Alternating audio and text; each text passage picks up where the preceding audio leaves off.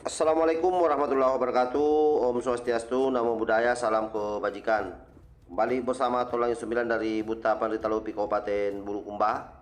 Beberapa hari yang lalu dikabarkan bahwa kunjungan Kiai Imaduddin Usman Al-Bantani ke Madura itu sempat dihadang oleh beberapa ulama-ulama melalui persuratannya. Jadi dia menghadang dengan mengeluarkan surat soal bagaimana Kiai Imaduddin Usman Al-Bantani ditolak datang di Madura.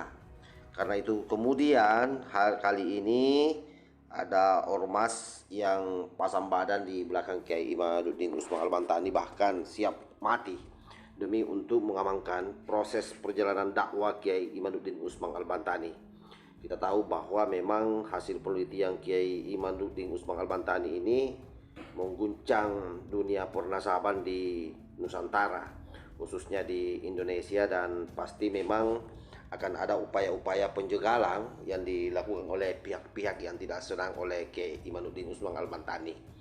Karena itu kemudian menjadi wajar kalau sekelompok anak muda ataupun umat Islam yang mengatasnamakan dirinya Ormas Nabrak ini pasang badan dan bersedia mengawal kemanapun Kiai Imaduddin Usman Al-Bantani melakukan dakwah. Mereka siap semua untuk mengantisipasi hal-hal yang sifatnya gangguan yang mengarah kepada Kiai Imaduddin Usman Al-Bantani.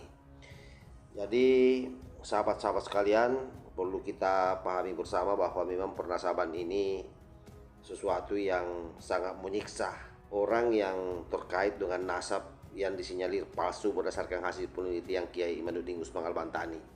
Betapa sudah kurang lebih 4 bulan terakhir ini orang berjibaku dan tak satu pun dari kalangan mereka yang berhasil mengkanter apa yang menjadi hasil penelitian Kiai Imad dengan mengeluarkan kitab-kitab yang kira-kira sejaman dengan apa yang menjadi kutipan Kiai Imad di dalam menetapkan bahwa nasab Kelambak Lawi itu palsu.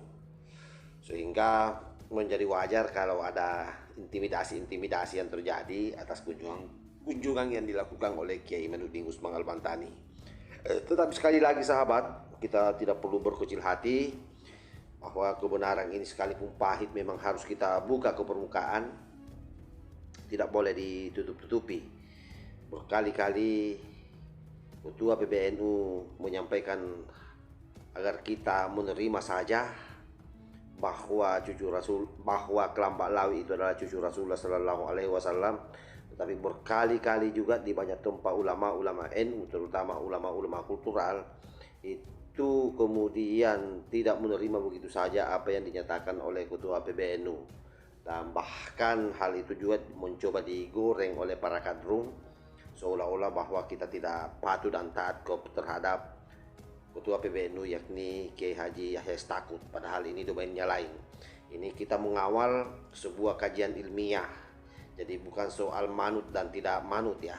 Di NU itu kalau bicara siri pendapat, selama memiliki alasan yang kuat itu tidak ada masalah dan itu lumrah. Apalagi kita tahu bahwa sebelum Gus Yahya juga menjadi Ketua PBNU, bahkan pernah membangun satu narasi yang saat saya nonton video itu saya juga tergelitik sebenarnya dalam hati, kok begitu ya.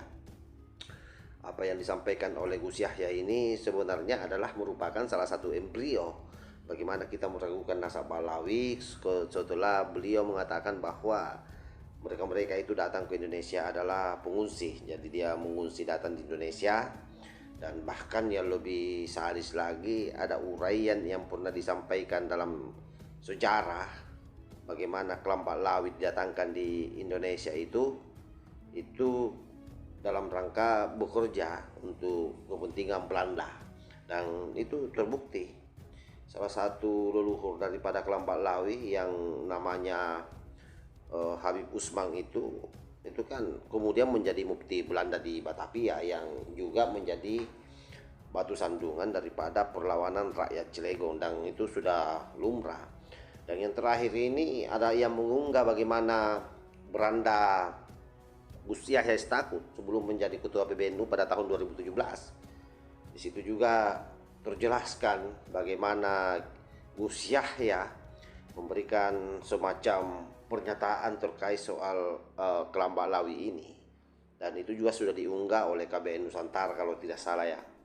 Nah, fakta-fakta seperti ini kemudian kalau hari ini ditambah lagi dengan hasil penelitian Kiai Imaduddin Usman Al-Bantani yang memang betul-betul ilmiah, lalu asas manfaat dan mudaratnya juga sudah pernah disampaikan secara tegas oleh Gus Fuad Pleret, dan begitu pun juga Gus Arya sudah seringkali melakukan tabokan terhadap congor-congor para oknum habaib kucluk ini yang tidak bisa menjaga congornya. Tetapi mereka sepertinya memang selama ini tidak menganggap bahwa itu warning. Akhirnya dengan keluarnya hasil penelitian Kiai Imad, ya semakin kerucutlah persoalan bahwa memang mereka yang selama ini kuat-kuat atas nama Nabi besar Muhammad Sallallahu Alaihi Wasallam, tetapi di sisi lain banyak dari oknum-oknum mereka yang tidak menjaga sikap dan tidak menjaga omongannya atau congornya, semakin memuatkan kecurigaan kita bahwa memang mereka bukanlah cucu Nabi. Karena kalau cucu Nabi tidak mungkin sifatnya seperti itu. Apatah lagi memang kita tahu bahwa ada beberapa klan Baklawi di beberapa tempat di dunia melakukan tes DNA, dan ternyata DNA-nya itu terkonfirmasi gen G ya. G itu artinya mewakili DNA Yahudi.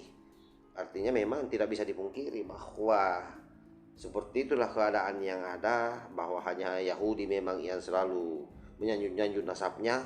Bahkan kalau Yahudi itu ya tidak mau dinikahkan, perempuan-perempuan Yahudi itu tidak boleh menikah dengan orang lain. Nah, ternyata itu juga berlaku di Kelambak Lawi.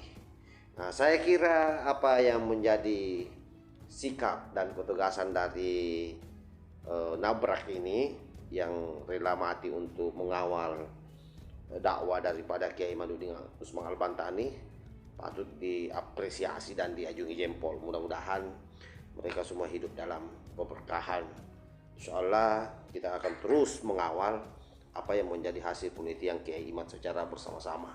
Wallahul muwaffiq ila aqwamit thariq. Wassalamualaikum warahmatullahi wabarakatuh.